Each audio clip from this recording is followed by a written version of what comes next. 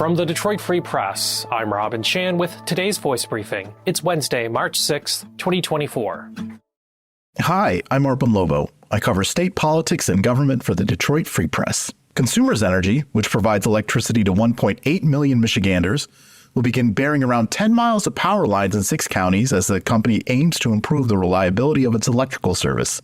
When state regulators signed off on a $92 million rate increase for Consumers Electric Service Friday, they also approved the company's plan to spend $3.7 million to bury existing power lines, a process known as undergrounding. The undergrounding project will take place over the next year in Genesee, Livingston, Allegan, Ottawa, Montcalm, and Iosco counties. By burying power lines, the company hopes to shield them from things like falling tree branches and heavy winds generated by storms. The process is costly. Consumers has estimated it will cost over $400 million to bury over 1,000 miles of power lines over the next 5 years. While undergrounding does protect power lines from the weather, there are some downsides. It's harder to locate the source of an outage, as well as harder to access the buried wires. So, Consumers officials are exploring other ways to bolster the reliability of the company's electric grid. When the company announced a 5-year plan to boost reliability last year, officials said it would also continue to trim tree branches hanging over wires, replace outdated poles, and look to automate parts of its grid where it can. This is Phoebe Wall-Howard, an automotive reporter at the Detroit Free Press. Ford Motor Company revealed its February sales data this week, showing that the Ford Maverick Hybrid, this itty-bitty pickup that has been so popular, broke its own monthly sales record. In fact, Ford has said that in Mexico, the factory capacity has been improved, and still the company cannot meet demand. Go to freep.com to learn more about the role that hybrids are playing with the bottom line at Ford and why General Motors is working to catch up. Freep.com.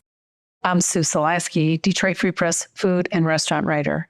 Chef Maxwell Hardy, a Detroit restaurateur known for his community advocacy and efforts to fight hunger, has died.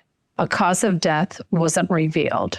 Hardy, who was 40 years old, owned Coop Caribbean Fusion inside the Detroit Shipping Company, Jed's Detroit, a pizza and wings franchise on 7 Mile Road in Detroit, and the now closed River Bistro in Northwest Detroit.